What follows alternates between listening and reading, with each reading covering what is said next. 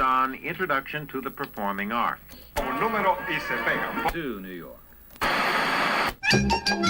And now back to your host, Carl Albert, and the Constitution Game. Right now, we're on contestant number 435, and still no president. And as all of you who've been reading your newspapers and watching the news know, the suspense is building.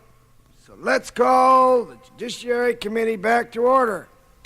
Sergeant at Arms, send in the next person in line of succession to the presidency of the United States. The Honorable Wayne C. Aldrich, Deputy Assistant Undersecretary of Agriculture for Soil Affairs. Mr. Aldrich, welcome to our game. I'll just run over the rules briefly. We ask probing, personal, and financial questions of the man next in line to succeed the president. If you answer correctly, you'll be the next leader of the free world. But if we discover evidence of wrongdoing, you'll be disqualified and will go on to the next man in line, number 436. Is that clear? Yes, sir. All right, Mr. Aldrich, raise your right hand, please. You swear that the answers that you shall give before this committee will be the truth, the whole truth, and nothing but the truth, so help you God. Yes, sir, I do. Well, please be seated. Congressman Rodino, we'll start with you.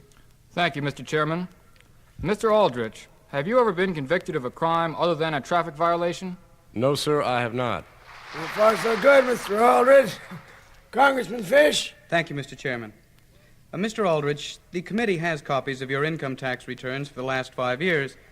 I noticed that you listed $40,000 in income for 1972, although your salary at the Department of Agriculture is only $27,500. Could you tell us about that discrepancy? Well, it's really very simple.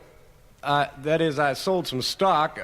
I made a profit. What was that stock? Well, I don't exactly remember, something or other. Was it not, in fact, stock in General Soil Incorporated? And do you not, in fact, have considerably more stock in General Soil sold to you at bargain prices while you served as chief soil consultant to the Department of Agriculture? Well,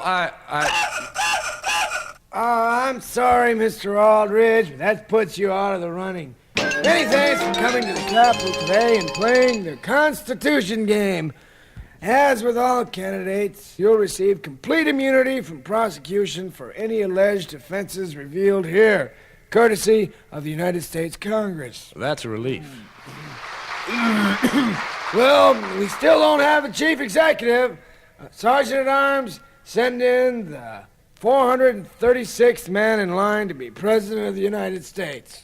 Mr. Charles T. Vernon, Senior Project Coordinator, Department of Housing and Urban Development.